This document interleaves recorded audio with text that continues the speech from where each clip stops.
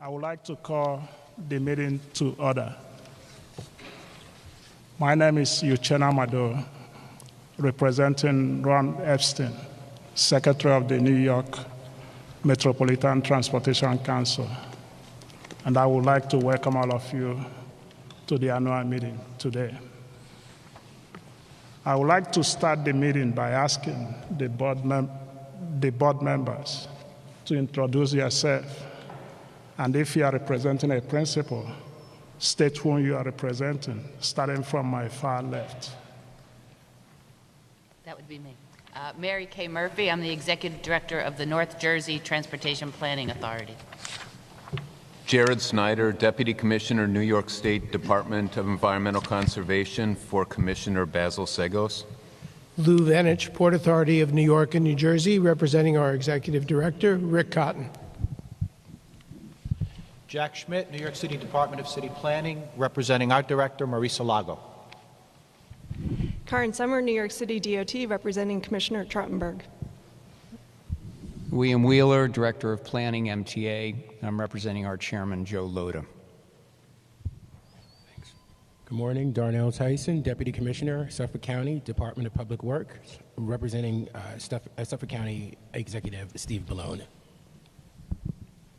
Hello, Nassau County Executive Laura Curran. Mary Ellen Odell, Putnam County Executive and Co-Chair of NYMTC.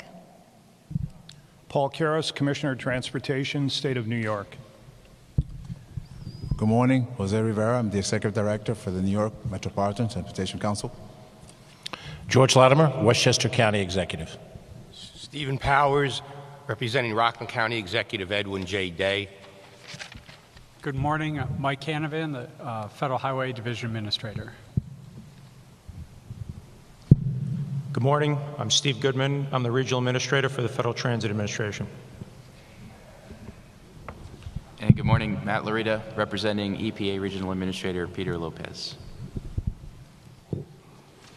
As per NYMTC's operating procedures, a quorum of the members is present for the February 27, 2018 annual council meeting. I would now like to turn the meeting over to the NYMTC co-chair and New York State Transportation Commissioner, Paul Karras.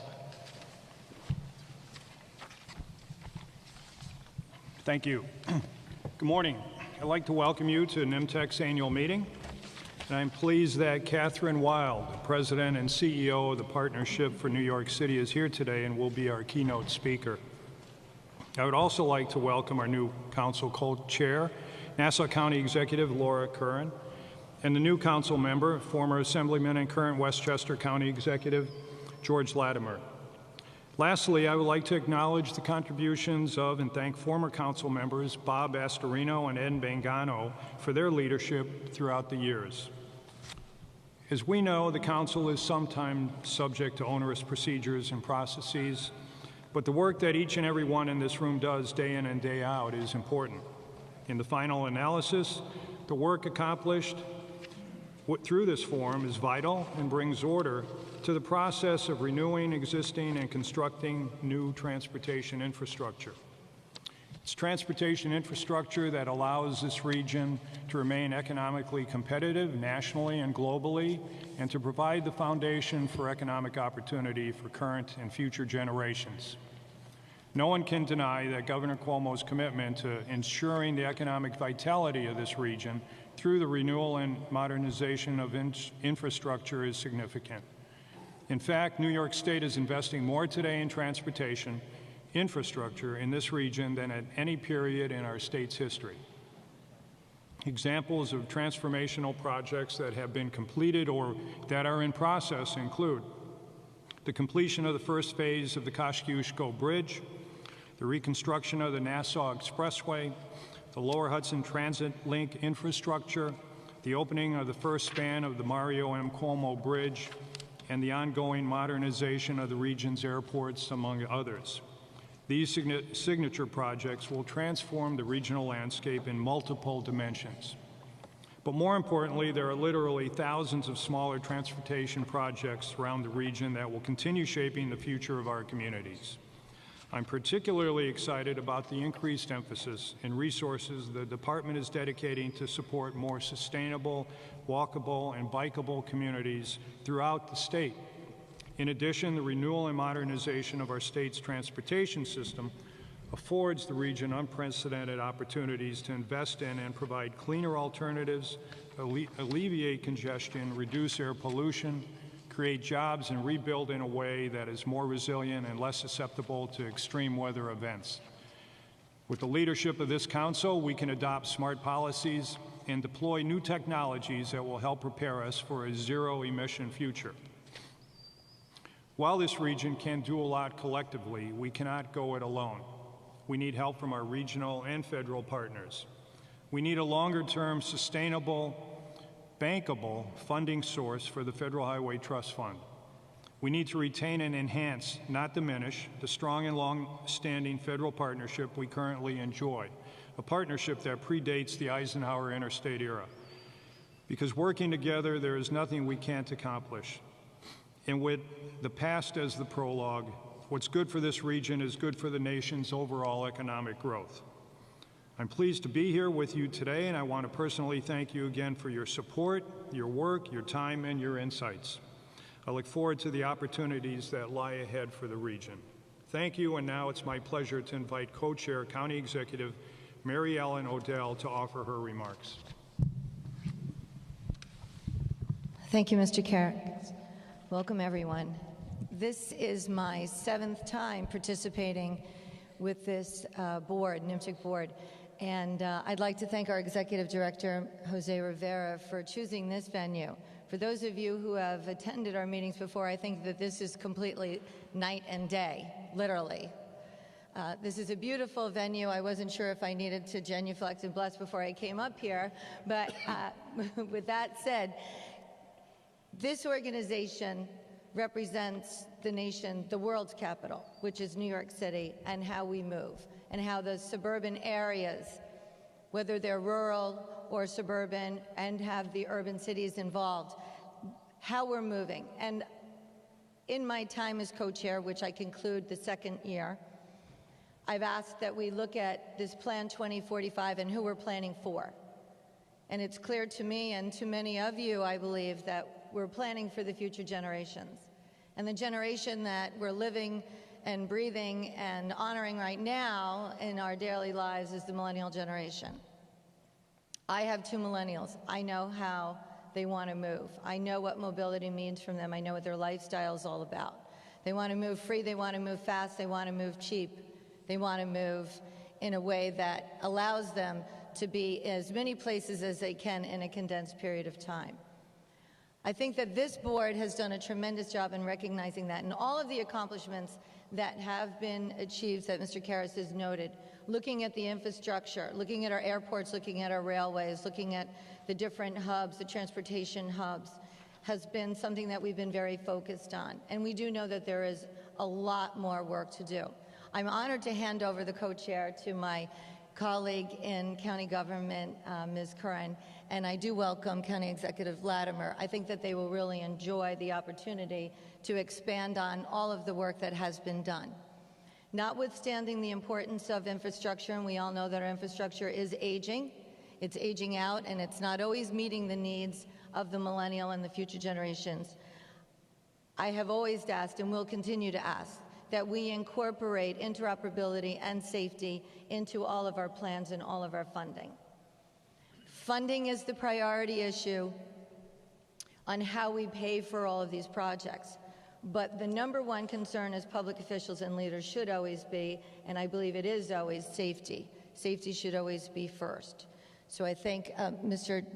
Rivera again for allowing me the opportunity and my colleagues on the board to serve a 2-year term as the co-chair, and I'm looking forward to continuing this relationship and this collaboration and partnership.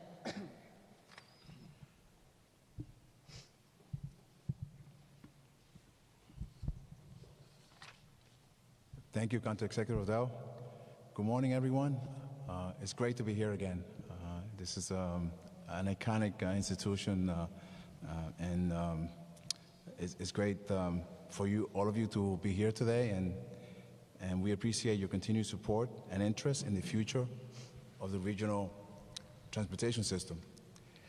NYMTC members continue to collaborate in addressing the existing needs and challenges of this region. Our annual report is titled Coming Together to Shape the Region's Future.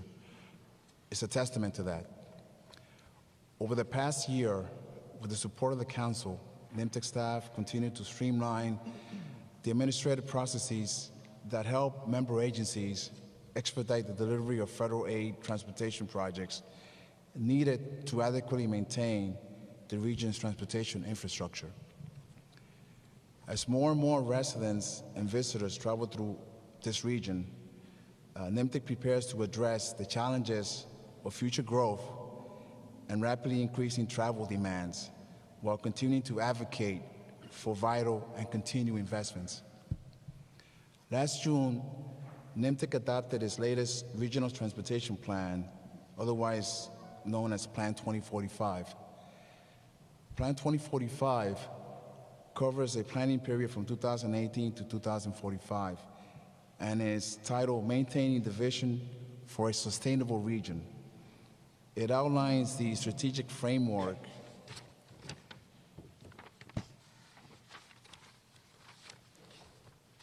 that maintains the infrastructure in a state of good repair and the measures needed to address future growth. Today, we are adopting NYMTC's annual Unified Planning Work Program. The 2018-2019 $41.5 million program continues to address many of the region's planning needs and priorities.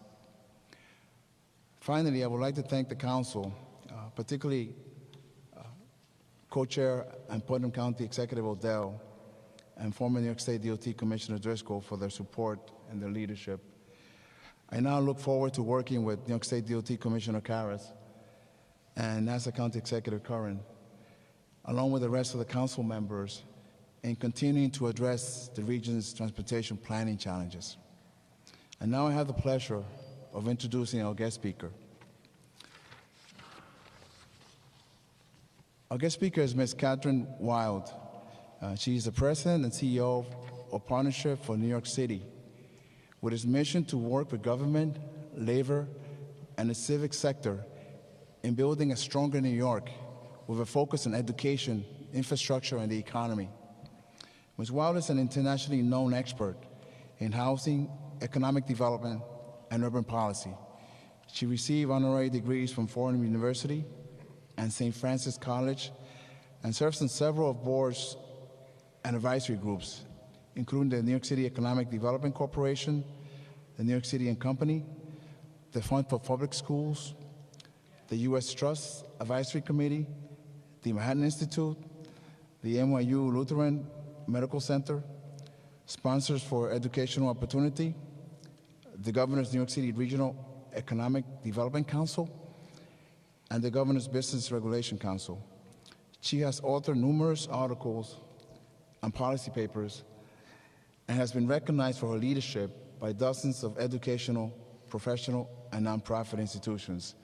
Ms. Wylde is a native of Madison, Wisconsin, a graduate of St. Olaf College, and resides in Brooklyn, New York. Please join me in welcoming Kathryn Wylde to our council meeting. Thank you.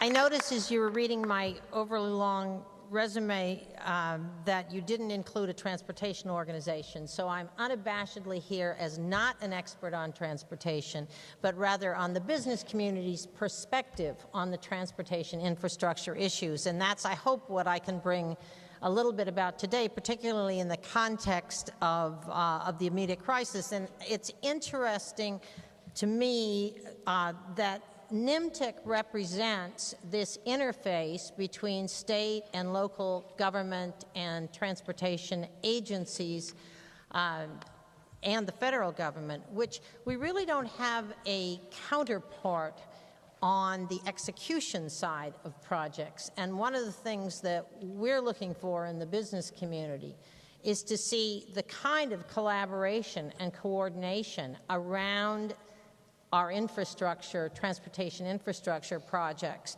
that you've achieved on the planning side, to bring that into the execution side and to bring the interests of advocates and planners like yourselves together.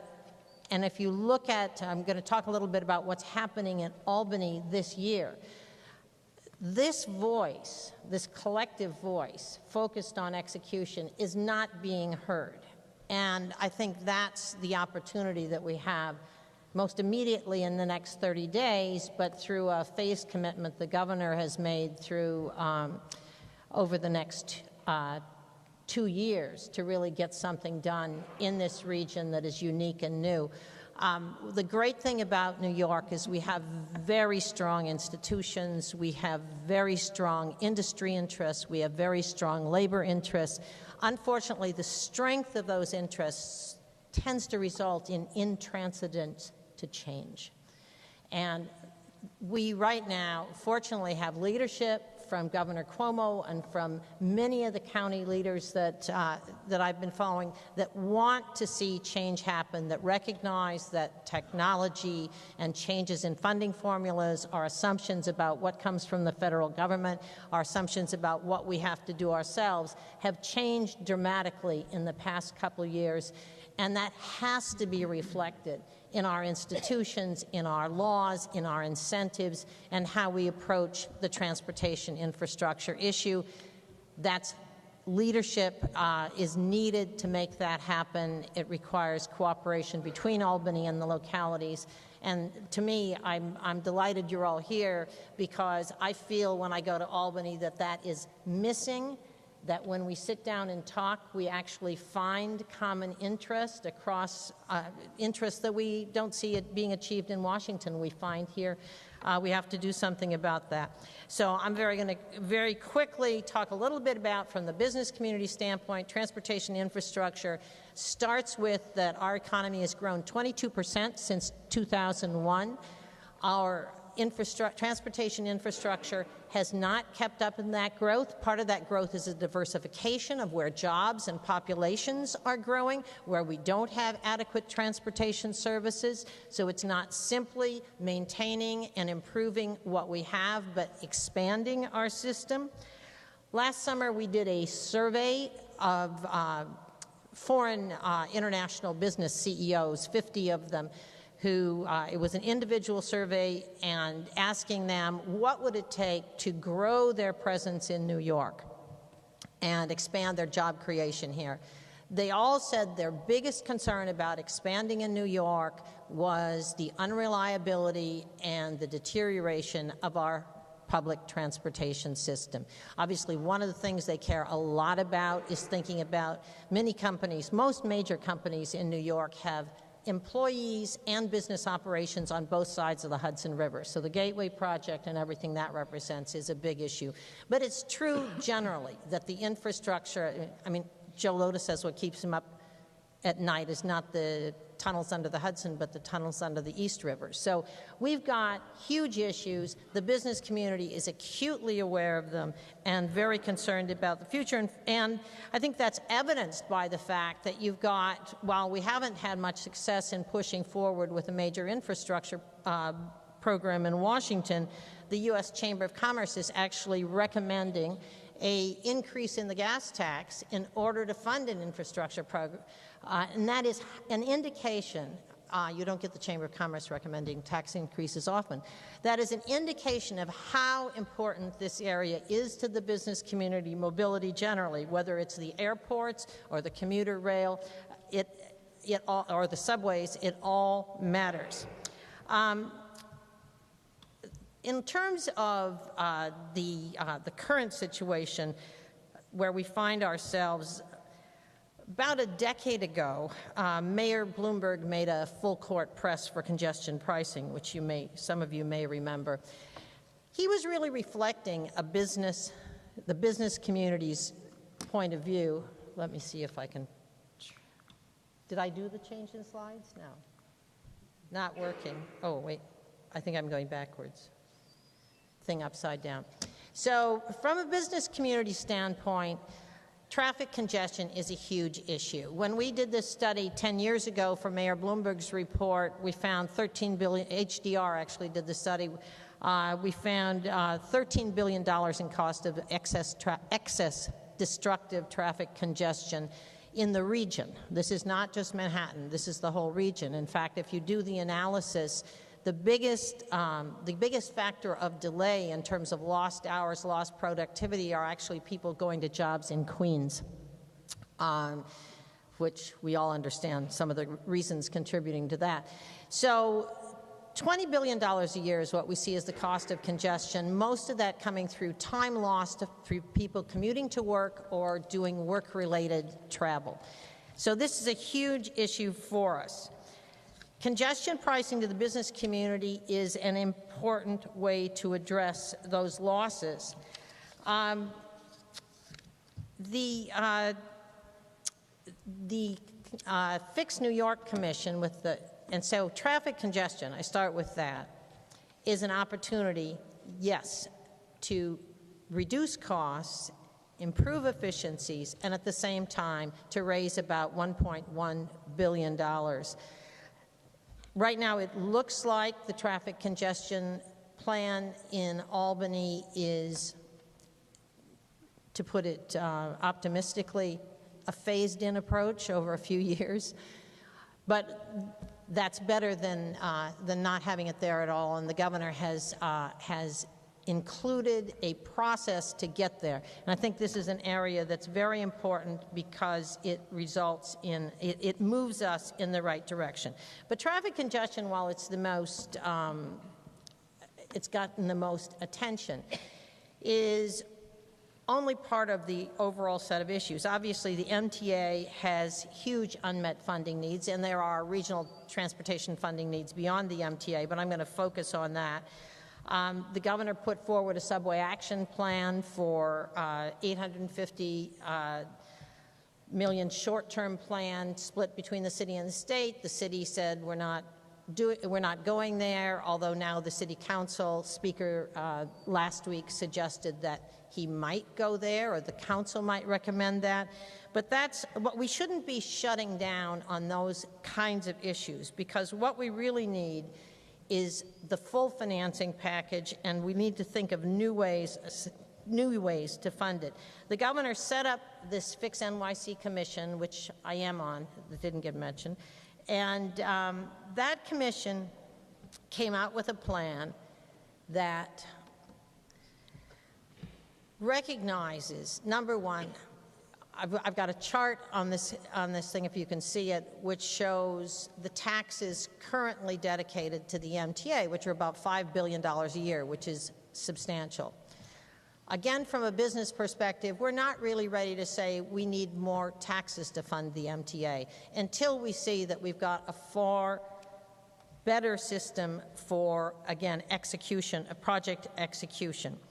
So the Fix New York Commission is responding to the issue of, are more taxes the answer, and saying, well, let's look at congestion pricing, and then let's also look at the fact that New York just is about to lose, starting this year, $14.3 billion a year because of the loss of state and local deductibility on federal income taxes. Taxpayers here, this is not the time to be going back to taxpayers saying you're going to further raise their taxes. So in terms from a realistic standpoint, we do not think tax increases are on the table, and at the same time, whether you talk about fares or about debt, essentially we're pretty full up in terms of what we can support out of the MTA operating budget for debt, and what is reasonable in terms of fares and tolls. So we have to find some new solutions. From a business standpoint, we think that the governor has made a terrific move in creating real depth in leadership, top leadership at the MTA and for that matter, the Port Authority. And that this is an opportunity that we should all be taking advantage of. And what we're looking at is yes, push forward on congestion pricing, on the other elements of enforcement and the other elements of the Fix New York City report. If you haven't read it, you should.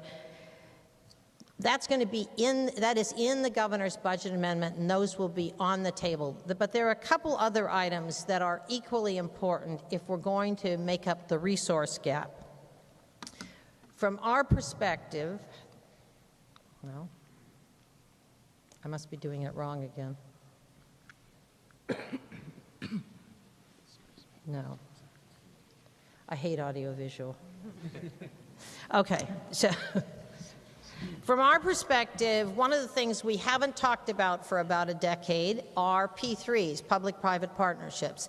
If an infrastructure bill comes out of Washington and the framework, certainly out of the administration, it's going to include requirements for private sector participation in financing the solutions to local infrastructure needs. New York is way behind other world cities and way behind much of the rest of the country in having a mechanism. And this is where I talked about what you've got at NYMTC in terms of a place where local land use issues and zoning issues together with state and federal financing issues can be resolved in a planning context on an execution. Doing individual transactions, negotiating these deals is not happening. A perfect example was in the newspapers yesterday. For those whom you saw, there was a negotiation going on, and I haven't talked to anybody on the private sector side about this, but from what I read in the paper, there's a negotiation going on by which J.P. Morgan Chase is going to acquire 700,000 square feet of air rights buildable space from the Grand Central Station air rights. Now, here we have a $11 billion investment going into East Side Access underneath Grand Central. The MTA isn't even at the table. The value of these air rights was achieved through a city Midtown Rezoning Act, which was negotiated between the Bloomberg and de Blasio administrations, the real estate board, the private sector, to figure out how to maximize the value of this transit, the most important transit hub in the region, becoming more important with East Side Access hopefully coming online. The transit world is not at the table in terms of negotiating what they want to receive, how the value comes out of that project. So what the governor is trying to do this year is to, am I going the right direction? No. Is to introduce the concept of public-private partnerships and value capture transactions in his budget amendment. I will say humbly that the language is not crafted to be particularly understandable and is a little provocative, but the concept, and the governor has said the concept is to engage with local governments. The concept is really important. And so while hopefully in the next 30 days the language gets negotiated, I hope that you as transit and community advocates will be thinking about this notion that we cannot allow these huge deals from the benefits of transit improvements not to capture some of the financing. And this isn't just tax increment financing. Yes, Mayor Bloomberg paid for the number 7 line through tax increment financing, taking a piece of the real estate taxes. This is not just about real estate taxes. This is the whole concept of how you structure a deal, and that other cities have very successfully done, and we have not in this region done, where you figure out when you're doing the Midtown rezoning, how do we take the value that's being created here and make sure that we're reinvesting a good portion of that into transit improvements. That forum does not exist where those negotiations can take place with public and public agencies, private sector, the city, the state, the county, at the same table, figuring out how do we maximize this value and how do we maximize what mass transit gets out of it? That is what we're missing, and that's what we hope that this year the legislature will put on the table, both to prepare us for the federal legislation, any kind of infrastructure financing that might come down from the federal level that will require us to have this kind of tool in place, and also to find new sources of financing for transportation.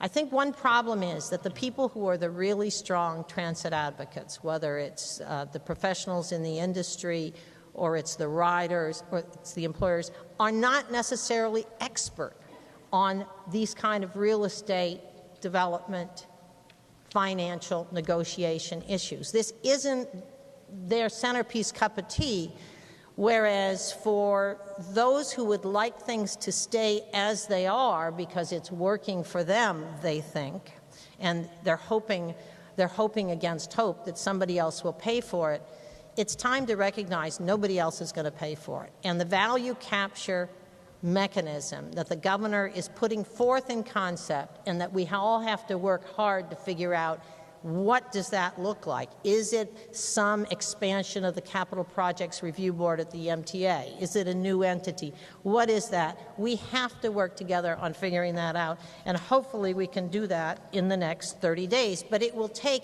advocacy from this community, from all of you, to make that happen, because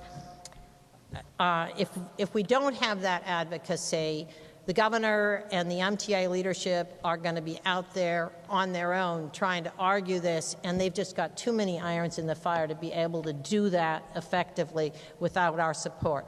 Not just on congestion pricing, which is important, not just on the for-hire vehicle charges and the other kind of activities, the other kind of improvements we want to see, but on these more difficult concepts of how we change the way we do business when we're planning the future of development related to transportation and the impact that has on transportation. So that's really the message that I wanted to bring today, is to encourage all of your participation. I think I may have one more slide. In that effort, wrong way. Oh, I have one more slide as an illustration, which is on the other piece that we're arguing for is the city's design-build. Is caring about not just what gets done, which I know is your focus, but caring about how it gets done. Our state's procurement policies, contractual restrictions, legal restrictions, procedural patterns are really 1950s. It is very important to pay attention to how this gets done. 41 states have design-build authorization for all their public agencies. We have to do the same thing in New York. So that's an example of the kind of change that can take place that can really make a difference. I couldn't leave that out. So we very much want to see New York City, the New York Metropolitan Region and its governing bodies, and New York State work together on these. We'll be happy to join with you in those efforts, provide whatever information we can from the business community, but I think we need your leadership so that we can get a serious program to reform how we do business, in making sure we have the package of financing and the tools required for the transportation agencies to have everything they need to modernize, expand, and move forward. Thanks.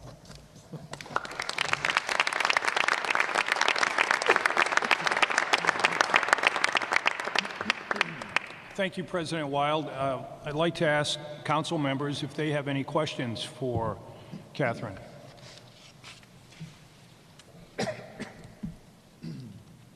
None?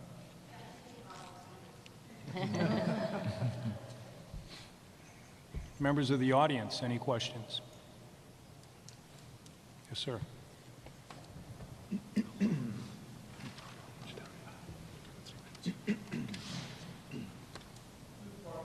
To the partnership in New York question, is there any discussion at all of there possibly being created a regional transportation infrastructure bank?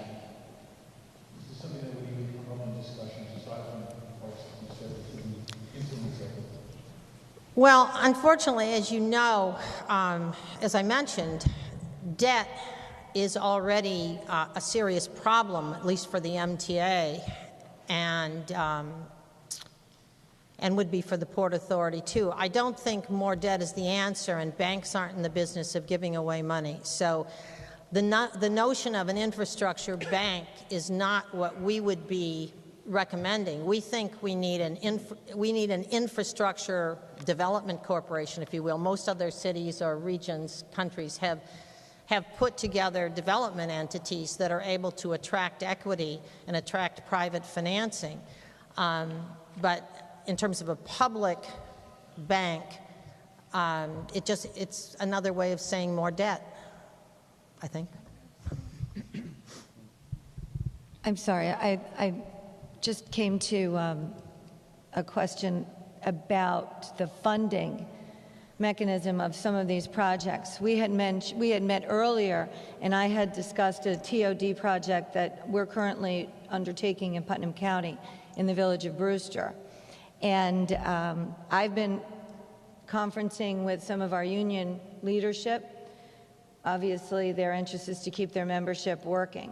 And they have expressed to us the idea of using some of their capital to funding projects. Is that something that you have had any experience or discussion with in the 3 Ps? Absolutely, yes, and that's something that was a big part of discussion on public-private partnerships and value capture. And there are institutions, I don't know if you remember Dennis Hughes, who was head of the state AFL-CIO, who is now working with a major infrastructure financial packaging firm. They're doing this stuff all over the world. New York institutions, banks and other institutions are doing these kind of projects all over the world using public pension funds, private pension funds, the construction industry funds.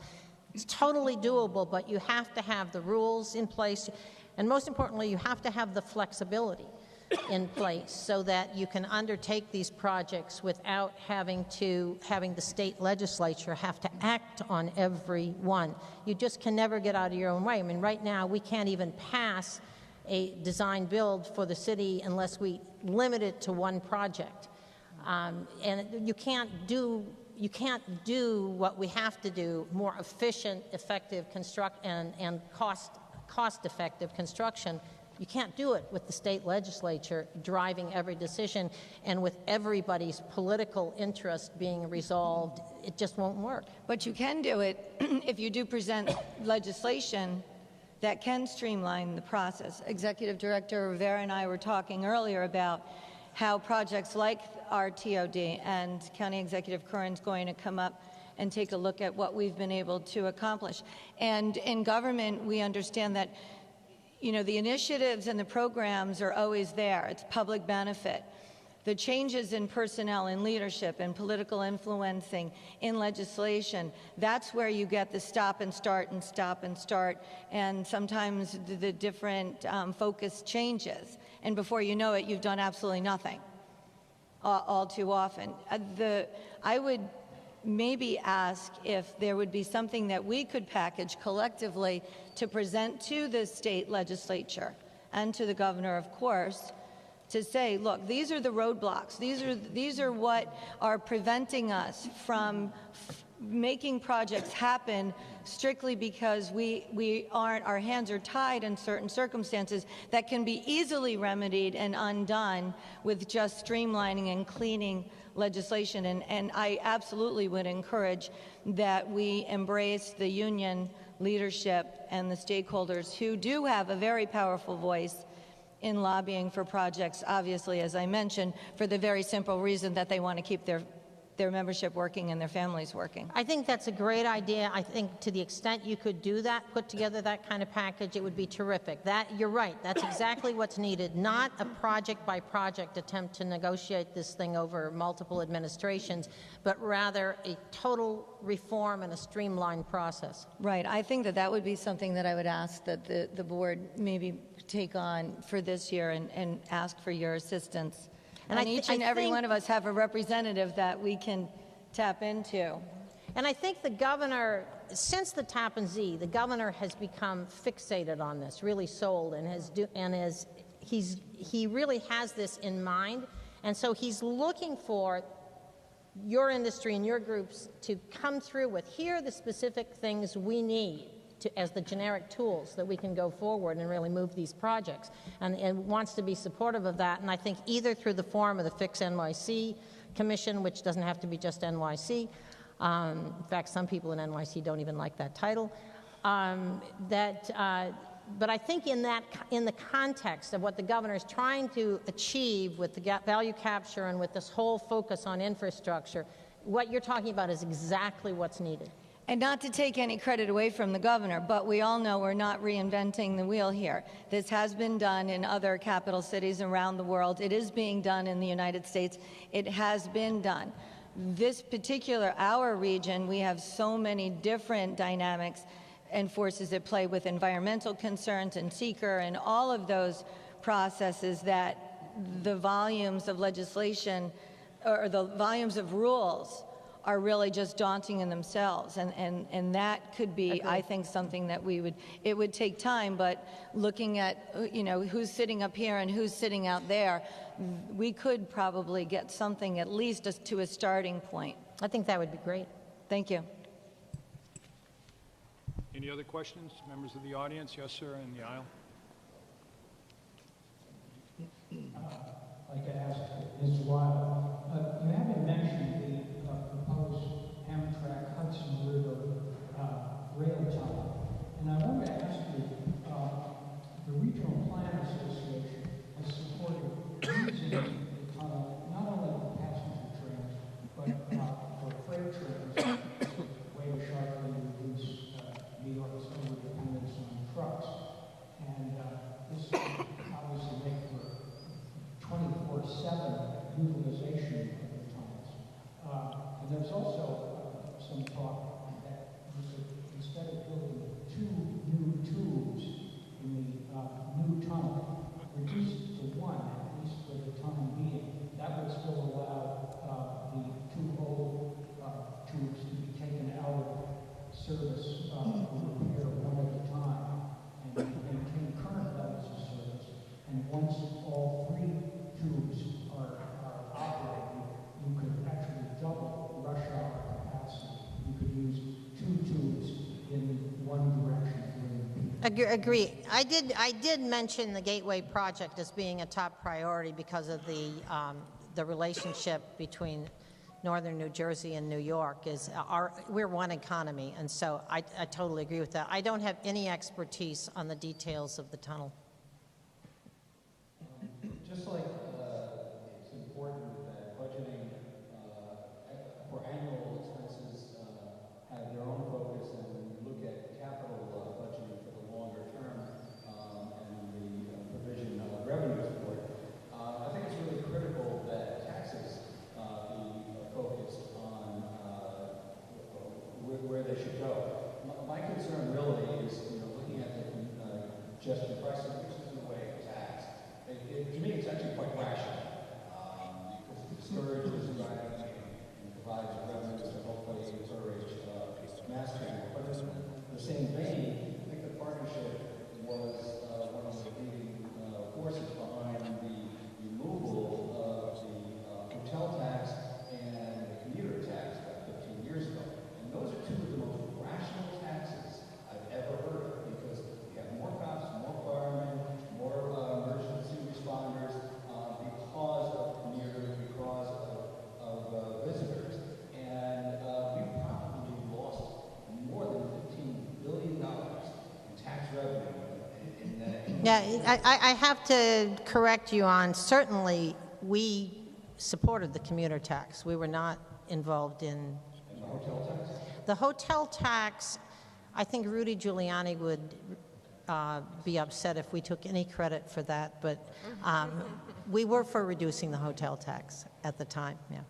Well, I would encourage both NYMTC and the partnership to support the return of them, because they are rational and they could be quite helpful for the whole region. Thank you. Can we limit it to one more question, please? Yes.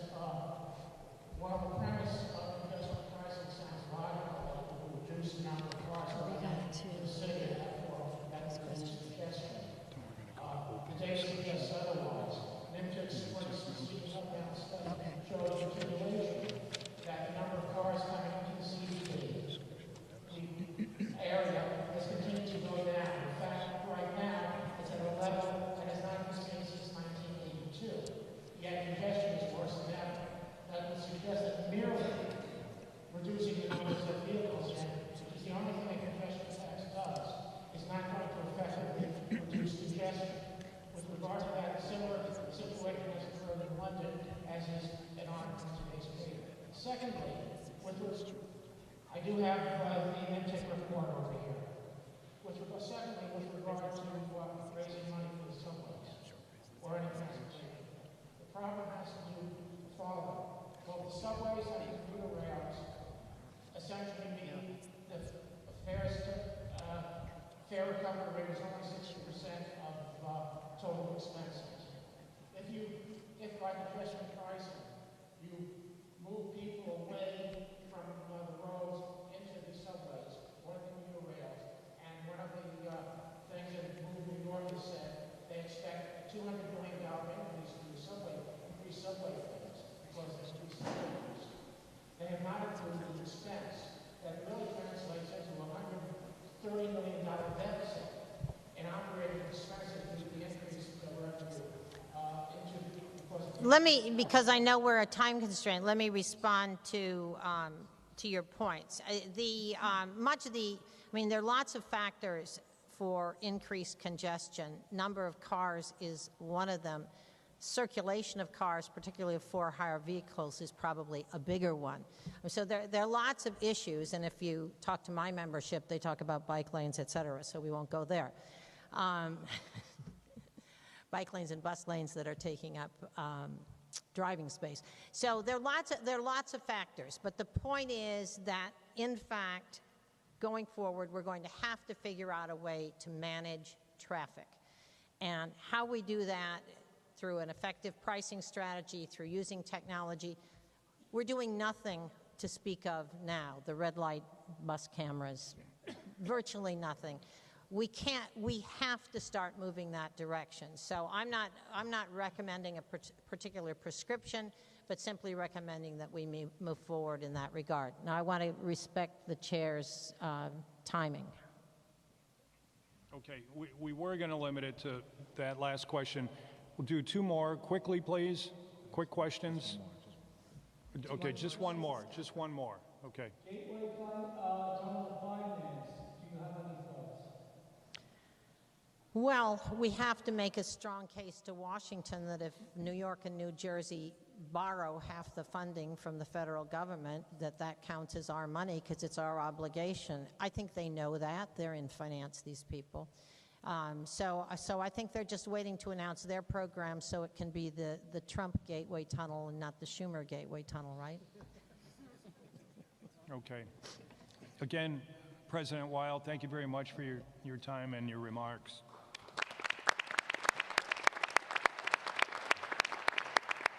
Now we're going to have an open discussion from and amongst the council members. We'd like to limit your remarks to 3 minutes each, please. Who would like to start?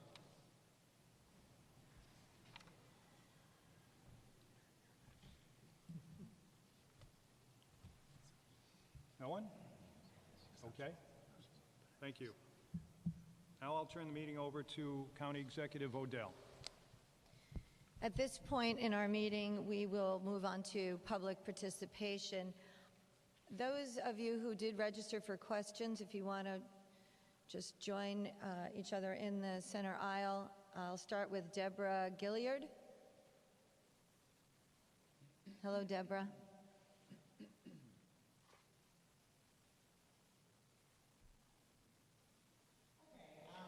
Thank you, members of the Metropolitan Transportation Council and the keynote speaker for a very informative meeting. My name is Deborah Gilliard, and I am the chair of Community 110 Senior Task Force. And 10 years from now, there's going to be more seniors than school-age children. And we want to be more prepared for the seniors in the future, especially when transportation is concerned. So we would like the transportation planners to work with us, the senior population, to ensure that the system is accessible to all of us as we age gracefully. And also, I'm proud entirely of the New York City Transit Authority. 30 years. Thank you. Deborah, if I could ask, and thank you for your remarks, and that is duly noted, if you have prepared remarks that you'd like us to take with us for today's file, you can just hand them to, there you go. Thank you. Next, I'll invite Stephen Bauman. Oh, thank you, sir. And again, if you had anything in print that you'd like us to take for the record. And I am also going to invite Joanna Altman-Smith. Good afternoon. I'm surprised none of you guys have any questions because I have so many, and I actually raised them as questions today as things that we could reflect upon as president. Yeah, I know. I didn't think we'd have to. In terms of what we can do to make our entire system safer. I'm so glad that CoChair Odell agrees that that should be our top priority. Joanna, if I could just say, just in the spirit of time and for today, we are asking each speaker to limit to 3 minutes, if that's okay. But no bell will go off or no orchestra will play. You'll be fine. One page.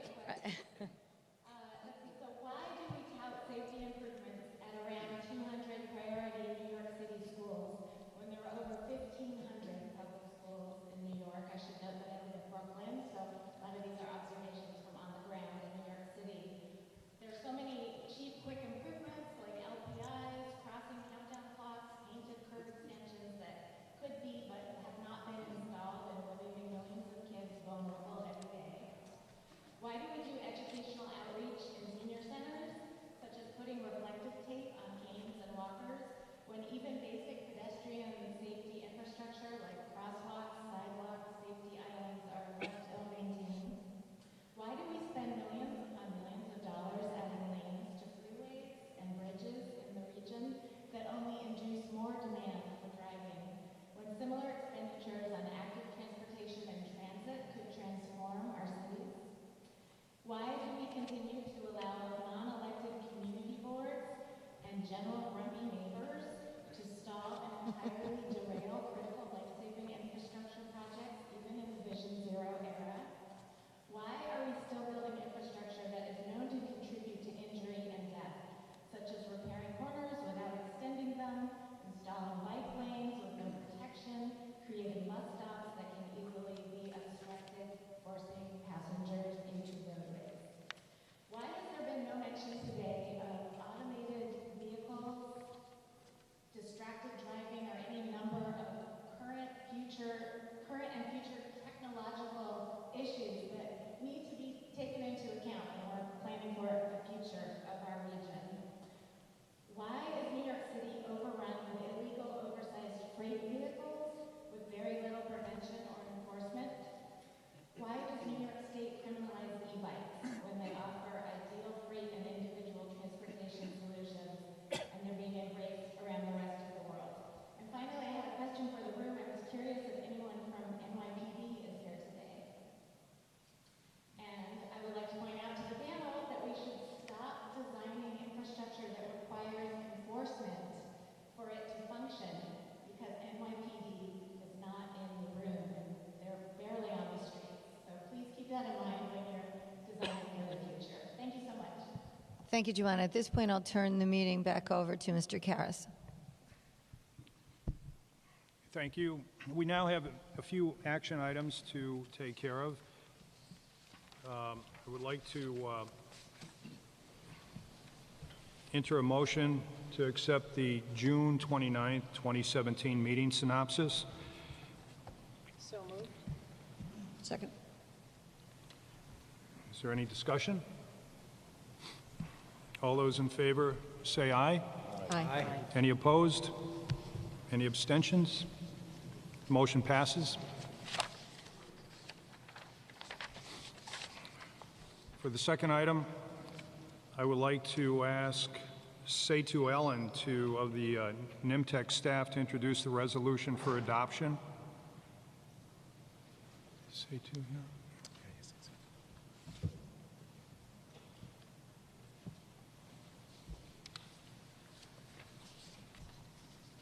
Sorry. Okay, so this will be a resolution to adopt adopt the state fiscal year 2018-2019 Unified Planning Work Program. So before that, I'd just like to provide a brief presentation. Nope. Okay, there we are.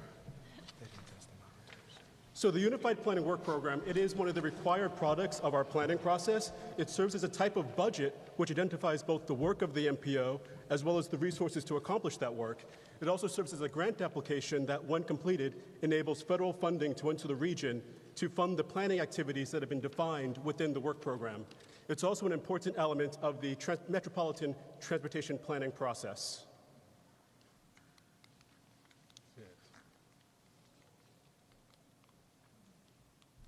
There we are. So in terms of the funding, it's a $41.5 million program, Roughly 55% of the funding, new funding, is coming collectively from the FTA, the FHWA, and the members' match of the federal funding. The additional 45% is coming from previously programmed but unused funding from prior program years. So this MPO is relatively unique in that it passes through funding to its member agencies. So as you can see here, roughly 62% of the funding goes to fund NYMTC staff activities. The remaining 40% is actually passed through to our member agencies to support planning activities at those agencies. So the work program can be divided into two parts. The first part is the core program, and this reflects the projects that enabled the MPO to complete its required products and analyses. It also funds the general operations of our planning process and helps to maintain and enhance NYMTC's technical capacities.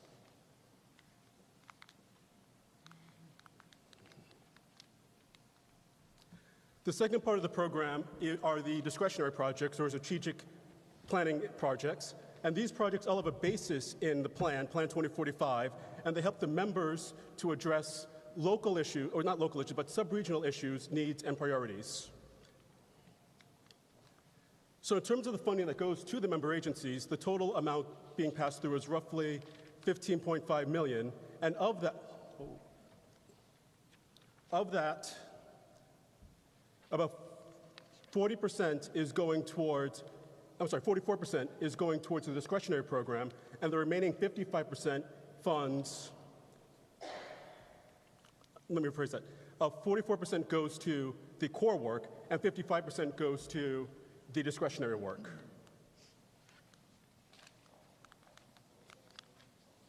And just to give you a highlight, these are some of the projects that are in the work program. This is for the New York City area, which includes projects like the Transportation Investments to Support Affordable Housing project being sponsored by New York City DCP. We also have a capacity line study along the Astoria Broadway line sponsored by the MTA, as well as various transportation studies being sponsored by New York City DOT. For the Mid-Hudson South region, we have one study that's mapped, which is the B-line service analysis for the Bronx to Getty Square. Westchester County also has two additional discretionary projects in the UPWP. And then here we have a listing of some of the discretionary projects, mostly focused on Nassau here, but Suffolk County also has two additional projects in the UPWP for the next upcoming state fiscal year. In total, there are 31 discretionary projects in the work program, and of those, only 4 are being managed by NYMTC staff. The remaining projects are being sponsored by the individual member agencies of this MPO. So that's just a brief overview of the work program, and at this time I'd like to request that the Council adopt the State Fiscal Year 2018-2019 Unified Planning Work Program. Thank you, Seitu. I'll move it. I'll second. Those in favor? Aye. Any opposed? Any abstentions? Motion passes. Move on to the next resolution. Motion to adopt Resolution 2018-2, Recognition of Services as NYMTC Co-Chair by Mary Ellen Odell, Putnam County Executive. Putnam County moves it. Second? Any discussion? All those in favor? Aye. Opposed? Abstentions? The motion passes. Thank you. You're welcome. Finally, per the Memo of Understanding, the MOU for the Council, the co-chair is rotated annually among the 3 Transportation Coordinating Committees, or TCCs, the Mid-Hudson South, Nassau, Suffolk, and New York City. Last year, the co-chair was selected from the Mid-Hudson South TCC, and this year, the co-chair has been selected from the Nassau, Suffolk TCC. Newly elected County Executive Laura Curran has been voted to be the co-chair for the new program year. County Executive Curran, would you like to say a few words? Sure. First of all, it's lovely to join you here at Hogwarts. And it is my luck that as the new Nassau County Executive, I also get to be co-chair of NYMTC. I became familiar with the work and mission of this organization as a county legislator, thanks to our great planner, Sean Sally, who's over there in the audience, say hello, whose passion for this stuff has been infectious. It's really an exciting time for transportation, with a ramped-up push, if not funds for, to improve public transit infrastructure, the revolution of ride-sharing, and the autonomous vehicles that I believe are in our not-too-distant future. As a suburban county right next to New York City, our particular transportation challenges are as varied and diverse as our population and topography. We've got coastal communities, strip mall-lined main roads, charming historic neighborhoods, and emerging transit-oriented development centers. And I'm working with our zoning municipalities to encourage more TOD, because I believe that is the future.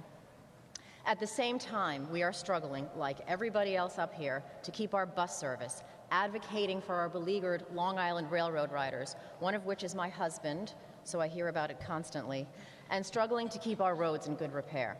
Not easy, but necessary. Because we recognize, perhaps selfishly, that the smoother it is for people to get in and around Nassau County, the more our tax base will grow. Of course, despite what we think in Nassau, it's not all about us. Our residents, like all of yours, need to move around the entire region. We are not isolated, and we won't succeed if we just focus inward. That's not the way we suburbanites are necessarily conditioned to think. So I truly believe that community engagement is key to getting the buy-in we need from our residents if we want to make meaningful change. In Nassau County, we've got 3 big mega towns, 2 smaller cities, 64 villages that range wildly in size, along with 56 school districts, with a very complicated patchwork quilt of municipalities with a staggering amount of elected officials. So we have to work that much harder to make sure good projects aren't nitpicked to death.